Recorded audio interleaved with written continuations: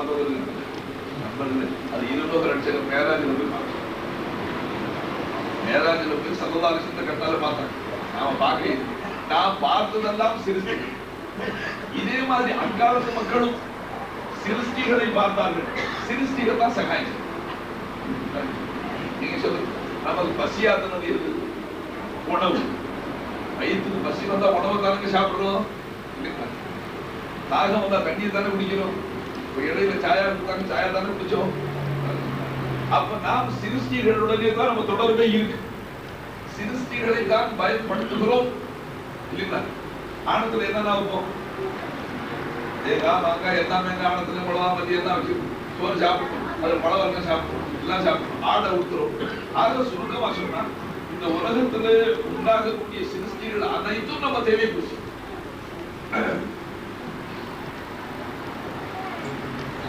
மகாம் இப்ராஹிம் தொழுகிற பாருங்க, 5 வேளை காபால தொழுகிறோம்.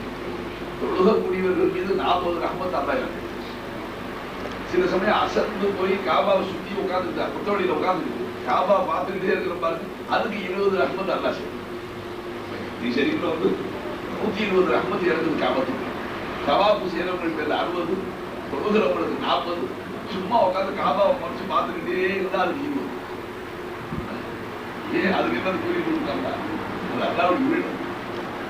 அவங்க அல்லா வீடுங்கிறது அது சும்மா பார்த்துக்கிட்டே இருந்தாலும் சரியா இருக்கும். அதனால ஷேகுடி மஜ்லிஸ்ல குடும்பமான வரைக்கும் சிந்தனை இந்த சிவர்களாக பார்வை இருப்பாங்க. ஷேகை பார்த்துக்கிட்டே இருக்கும். அதுல உங்களுக்கு ரஹ்மத் நீ பார்க்கறதா எனக்கு சகாயம் சகாயம் உங்களுக்கு ரஹ்மத். இப்போ அல்லாஹ் தஆலா நபிக்கு சொன்னாங்க, நபியே ஹபீபி, இந்த மக்கள் சொல்றது நீங்க நபியா வந்த நீங்க சொல்றீங்க அல்லாஹ் தான் இல்ல. இவர்களுடைய சிருஷ்டிகள் இலாஹ் அல்லாஹ் தான் இல்ல. அந்த குர்ஆன் பாஷையில அல்லாஹ் சொல்றான், நபியே நீங்க இந்த மக்களிடத்துல கேட்டால் அல்லாஹ்வையும் ஏற்றுக்கொள்கிறார்கள். அல்லாஹ்வை இந்த மக்கள் வெறுக்கவும் இல்லை, மறுக்கவும் இல்லை. ஆனாலும் அல்லாஹ் தான் இலாஹ் என்பதை மறுக்கிறார். ஒரு மனுஷன் சொல்றார், ஆல்பர்ட்டிலிருந்து ஒரு ஆள் வந்திருந்தார். அவர் மனுஷன் நான் ஆனா அவர் ஷைഖ்னு நான் ஒத்துக்கிறேன். சொல்லலாமல் ஒரு மனுஷன் சொல்லலாம்ல, சொல்லக்கூடாது. யாரும் ஒரு மனிதன் சொல்றாரு, ஆல்பர்ட்டிலிருந்து வந்திருக்கிறாரு மனுஷன். சிங்க இல்லை, புலி இல்லை, கரடி இல்லை, ஆடு இல்லை, மாடு இல்லை, மரம் இல்லை, செடி இல்லை. அவரை மனுஷன் நான் ஒத்துக்கிறேன். சூரிய அப்படி சொல்றான் சில பேர். ரசூலுல்லாஹ் மனுஷன் ஒத்துக்கிறேங்க. அதற்கு ஆதாரம் குர்ஆனே சொல்லுது. என்ன சொல்லுது குர்ஆன்?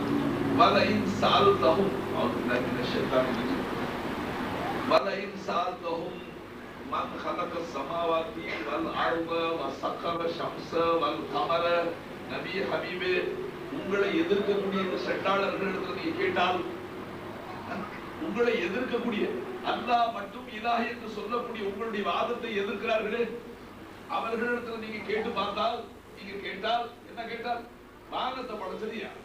பூமியை படைச்சது யார்? சூரியனை சந்திரனை வசப்படுத்தி கொடுத்தது யார்?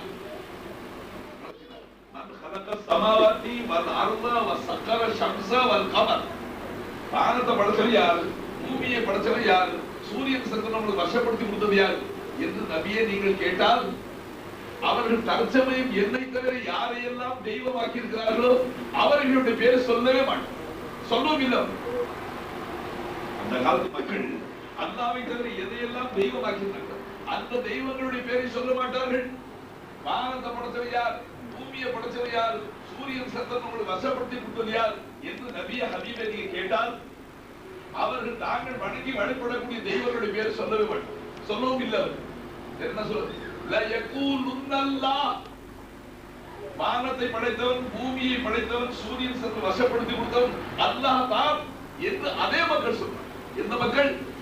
அல்லாஹ் தான் இலாஹ் என்பதை மறுக்கிறார்களே, அல்லாஹ் தான் தேவையை பூர்த்தி செய்யக்கூடிய தெய்வம் என்பதை மறுக்கிறார்களே, அவர்கள் வானத்தை படைச்சது அல்லாஹ், பூமியை படைச்சது அல்லாஹ், சூரியன் சந்திரன் வசப்படுத்தி கொடுத்தது அல்லாஹ் தான், அல்லாஹ் தான் என்று அந்த மக்கள் ஏற்றுக்கொள்கிறார்கள். குர்ஆன் ஆயத்து ஆப்சாதத்து இருக்காது, குர்ஆன் ஷரீஃப்ல இருக்கு. அல்லாஹ் ரீசன் பண்ணிட்டான். என்ன காரணம்? நமக்கு அல்லாஹ் அந்த காலத்து மக்கள் நீங்க நினைக்கிற மாதிரி அவர்கள் என்ன வெறுக்கை, என்ன மறுக்கை என்னை எப்படி மறுத்தார்கள்? அல்லாஹ் தான் இலா, அல்லாஹ் மட்டும் தான் இலா என்று நபியை நீங்க சொன்னீங்க, அதை நாங்கள் மறுப்போம். சண்டை சச்சரவு வந்ததுக்கு இப்ப என்ன? துபையில யாராச்சும் இதை பத்தி குறை பேசுவோம், நீங்க புரியுதுன்னா சேர்த்து அவர் மனுஷன் சொல்லி, அதனால நாங்க மனுஷன் அவர் ஒத்து மாட்டோம், அப்படி ஏதாச்சும் நீங்க ஷைஹ்னு சொல்றீங்க, அதுக்கு அந்த ஆளு லாயக் இல்லை, ஆகையினால நாம அவர் ஷைஹ்னு ஒத்துக்க மாட்டோம். சச்சரவு தான் குணத்துல சிப்பத்துல தாங்க இருக்கு, சாத்துல சண்டை வராது. அப்ப அந்த காலத்து மக்கள் அல்லாஹ்வை எப்படி எல்லாம் ஏற்றுக்கொண்டார்கள்? வானத்தை படைத்தவன் அல்லாஹ், பூமியை படைத்தவன் அல்லாஹ், சூரியன் சந்திரனை வசப்படுத்தி கொடுத்தவன் அல்லாஹ் என்றெல்லாம் ஒப்புக்கொண்டார்கள். அதே சூறாவுல 200 வசனங்களுக்கு பிறகு மறுபடியும் அல்லாஹ் சொன்னான், இது மட்டும் அல்ல நபி, நீங்க இன்னும் அந்த மக்களுக்கு தெளிவா கேட்பாங்க. நீங்க கேட்டால் இந்த மக்கள் யாரு உங்களை எதிர்க்கிறார்களே, சிருஷ்டிகளும் இலாதான், அல்லாஹ் மட்டும் இலா இல்லை என்று சொல்கிறார்களே, அவர்கிட்ட நீங்க கேட்டு பாருங்க. என்ன கேட்டு பாருங்க? மல் நஸ்ஸல மினஸ் ஸமாய் மான், வானத்திலிருந்து உங்களுக்கு மழை இறக்கி வைக்கிறது யார்? ஃபஅஹ்யா பிஹில் அர்த பஅத மௌதிஹா, கோடை காலத்துல அந்த பூமி எல்லாம் காய்ந்து வறண்டு போன மௌத்தா போன பிறகு கேட்டால் என்ன சொல்வார்கள் அந்த மக்கள்? தாங்கள் வழிபடக்கூடிய தெய்வங்களுடைய பேரை சொல்ல மாட்டாங்க. என்ன சொல்வார்கள்?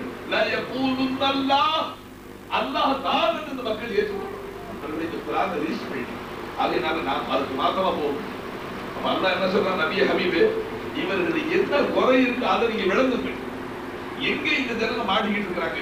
எதனால உங்களுக்கு அவர்களுக்கு சச்சரவு இருக்கு? அல்லாஹ்வாகி என் விஷயத்துல சச்சரவே இல்லை.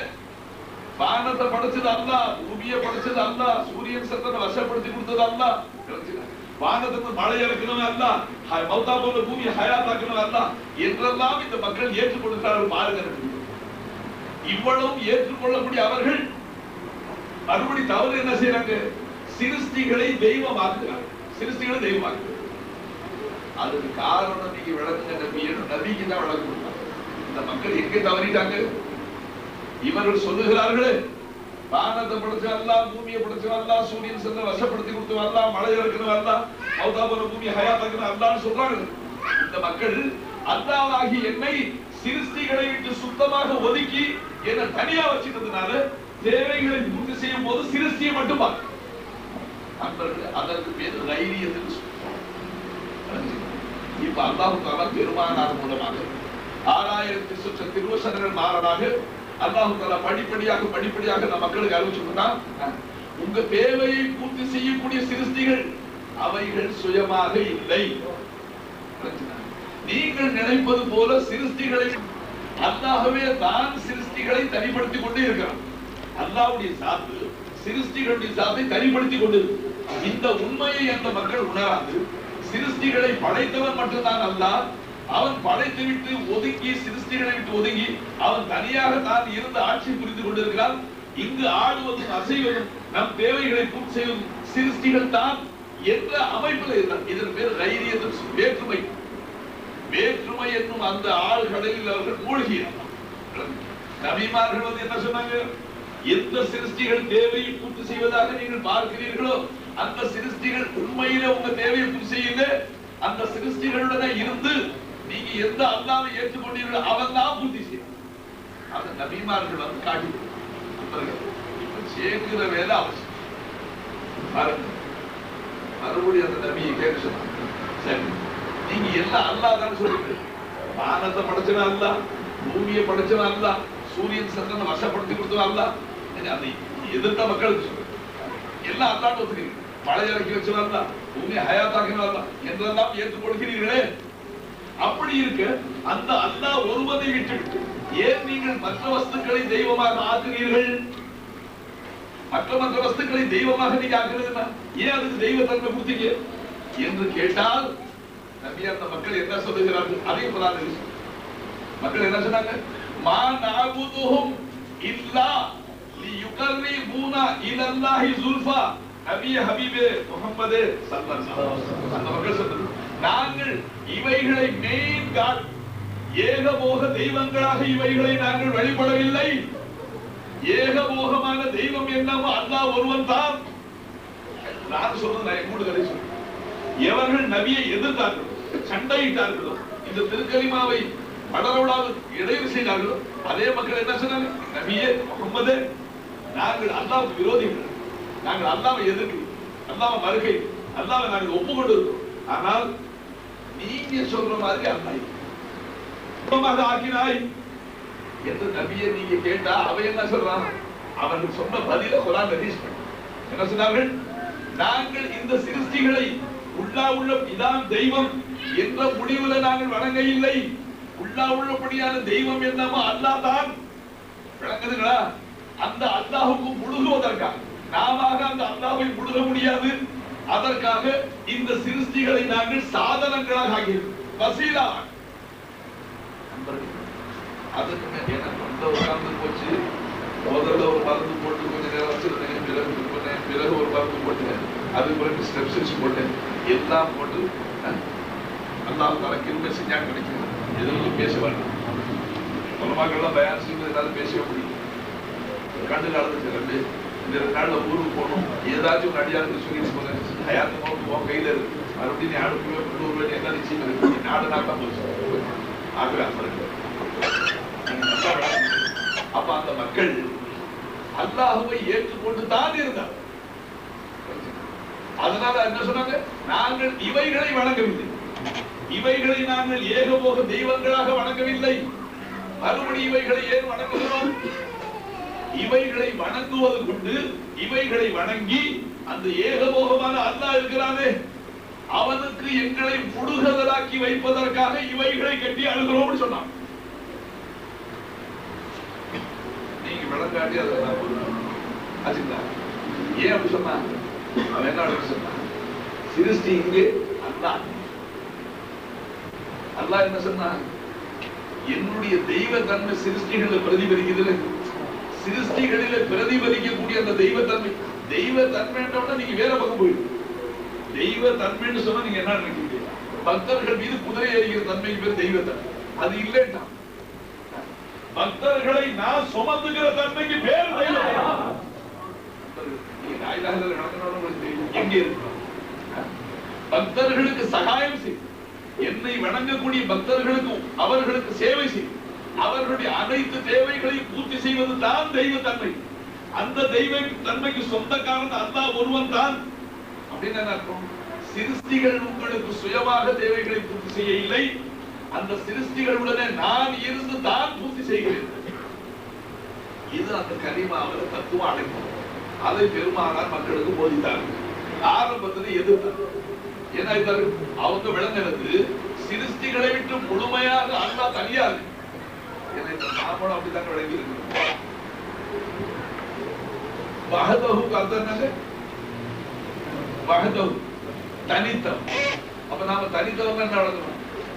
நம்ம எல்லாரையும் விட்டு பிரிஞ்சு ஒருத்தர் தனியா போய் அந்த ரூம்ல உட்கார்ந்து, நம்ம அனைவரையும் விட்டு ஒதுங்கி பிரிந்து தனியா போய் ஒருத்தர் உட்கார்ந்து. அப்ப நாம என்ன சொல்றோம்?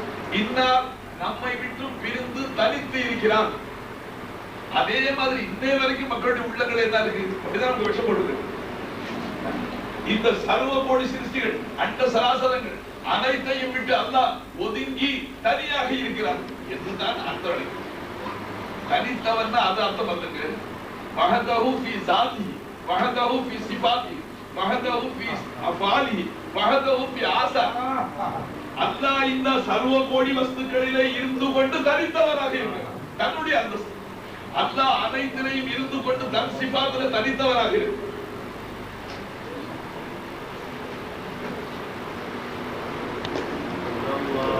மனமும் அறிவின்மை இருக்குகிறது என்று தெரிந்து கொள்கிறது. தான் அறிந்ததையெல்லாம் மக்களுக்கு போதிக்கக்கூடியவர் கண்டால் அவனுக்கு இன்னும் அறிவின்மை இருக்கு, அவனுக்கு அறிவில் குறைவு. அதனால் சொல்லுவோமா, எம்ஏ டீச்சர், எம்ஏ வகுப்பு நடக்கும் டீச்சர் 8ஆம் கிளாஸ் பசங்களுக்கு போய் அந்த எம்ஏ பாடங்களை சொல்லுவாரா?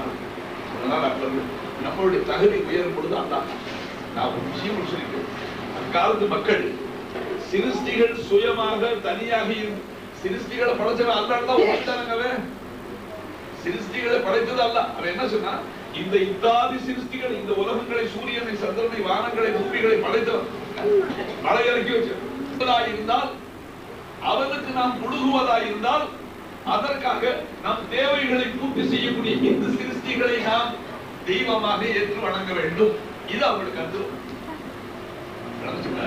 அல்லாஹ் என்ன சொன்னா, இந்த சர்வ சுபஹானல்லாஹ் செய்யுது.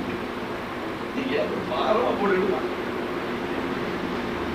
தனிச்சு வேணா விளக்குறாங்க. தனித்தன்மையோடு நாம தப்பா என்ன விளங்கிட்டோம்? தனித்தவன் சொன்னா அவன் எல்லாரையும் விட்டு ஒதுங்கி தனியா உட்கார்ந்து சொன்னா, நான் அந்த மாதிரி இல்லையே, நீங்க என்ன ஒதுக்குறீங்க? அவன் பிரியமா சிருஷ்டிகள் கூட இருக்கிறேங்கிற காரணம் அது அன்னைக்கு அசர்த்தவர்கள் ரொம்ப அழகு கூட சொன்னார்கள். இப்போ இந்த சபை அதற்கு தகுதியாக தெரியும். நான் ஒரு கருத்து உங்களுக்கு சொல்றேன். சிருஷ்டிகள் தேவைகளை பூர்த்தி செய்வதாக நம்ம கண்ணுக்கு தெரியும். ஆகையினால அந்த கால குறைஷிகள் அரபியர்கள் சிருஷ்டிகளை தெய்வமாக ஆக்கிவிட்டார்கள். மற்றபடி அல்லாஹ்வை அவர்கள் மறுக்கை இல்லை, வெறுக்கை. அல்லாஹ் தான் ஆக ஏகபோகமான பெரிய தெய்வம் என்று ஈமான் வச்சது. அப்ப இந்த சிருஷ்டிகளை ஏன் வணங்குறீங்க, சிருஷ்டிகளை ஏன் தெய்வமாக்குறீங்க கேட்டா என்ன சொன்னாங்க? அந்த தனித்த ஆண்டவரை ஏகபோகமாகி அந்த அல்லாஹ்வை நாம் அடைய முடியாது, அவனுக்கு நாம் நெருங்க முடியாது, அவனுக்கு நம்மை நெருக்கமாக்கி வைப்பதற்கு, முடுகுதலாக்கி வைப்பதற்கு, இல்லாதி யுகர்ரிபூனா இலல்லாஹி ஸுல்மா, அந்த ஏகபோகமான அல்லாஹ்வுக்கு முடுகுவதற்காக தான் சிருஷ்டிகளை நாங்கள் தெய்வங்களாக வணங்குகிறோம் என்றுதான். அல்லாஹ் தெய்வம் இல்லைன்னு சொல்லிட்டோம். என்ன சொன்ன? அல்லாஹ்வுடைய தெய்வ தன்மை சிருஷ்டிகளில் பிரதிபலிப்பதால் மனுஷன் ஏமாறுவதற்கு சான்ஸ், சிருஷ்டிகளையே தெய்வமாக மனுஷன் ஆக்குவதற்கு வாய்ப்பு. அப்படித்தான் ஒவ்வொரு காலத்திலும் மக்கள் தவறு செய்தார்கள். நபிமார்கள் வந்து என்ன சொன்னார்கள்? சிருஷ்டிகள் சுயமாக பூர்த்தி செய்யவில்லை, அல்லாஹ் இல்லாமல் இந்த சிருஷ்டிகள் தானாக இல்லை, அல்லாஹ் தானே இருந்து தான் சிருஷ்டிகளை இயக்குகிறார். சிருஷ்டிகளை உங்களுடைய தேவைகளை பூர்த்தி செய்யக்கூடிய அமைப்புல அமைச்சது மட்டும் அமைத்து விட்டு அல்லாஹ் ஒதுங்கி இருக்க இல்லை. யாராச்சும் சொன்னாங்க அது இங்குள்ள அசையாத காற்றை அசைக்கிறது. எது அசைக்கிறது? ஃபேன் சொல்ற. ஆனா அதே நேரத்தில் ஐபிஎல் என்ன பண்றாங்க? ஃபேன் என்ற அந்த விசிறி அவர் விளக்க வச்சிருக்காரு. நம் இந்த காற்றை அசைக்கக்கூடிய ஃபேன் தான் இங்க இருக்கிறது. இதை அசைக்கக்கூடிய இரும்பு இருக்கு பாருங்க, விசிறியாக இருந்து அசைக்கிறது எது? இரும்பு தானே, தகடு. அவன் என்ன சொல்றா? சொல்லும் போது நாம ஏற்றுக்கொண்டு தானா? அல்லாஹ் சொன்னா நீயாக இல்லை, பூமி தானாக இல்லை, சூரியன் தானாக இல்லை, நான் இல்லாம எதுவுமே இல்லை. நான் தான் இருந்து இயக்குறேன், நான் தான் இருந்து சூரியன் வெளிச்சத்தை கொடுக்கிறேன், நான் இருந்து தான் உஷ்ணத்தை கொடுக்கிறேன். விளக்குங்களா? ஆகவே உன்னுடைய தேவையை பூர்த்தி செய்யக்கூடிய இந்த சர்வ கோடி சிருஷ்டிகளிலும் நான் ஒருவனாக தான் இருக்கு. அதை வச்சுதான் நம்ம மகதஹுன்னு சொல்றாங்க. நான் ஷரீக லஹு, அவனுக்கு இணை இல்லைன்னு சொல்றேன். என்ன அர்த்தம்? அப்போ அல்லாஹ் தான் தேவை பூசிக்கிறான்னு சொன்னா நம்ம எது சொல்றோம்? இந்த சர்வ கோடி சிருஷ்டிகள் மாறலாக எல்லா வஸ்துக்கள் மூலமாக நம் தேவையை பூர்த்தி செய்யக்கூடியவன் ஒருவர் தான்.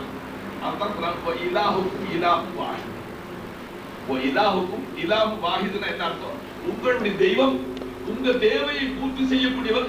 தேவை பூர்த்தியாகும் போது தேவையை பூர்த்தி செய்வதற்காக பல கோடி தோற்றங்களாக இருந்தாலும் இந்த பல கோடி தோற்றங்களை உண்டாக்கி அதை இல்லாமையிலிருந்து கொண்டு வந்து அதை இயக்க வைத்து தேவையை பூர்த்தி செய்ய அந்த அவன் ஒருவன் தான் ராசரிகளாக கேட்டேன்.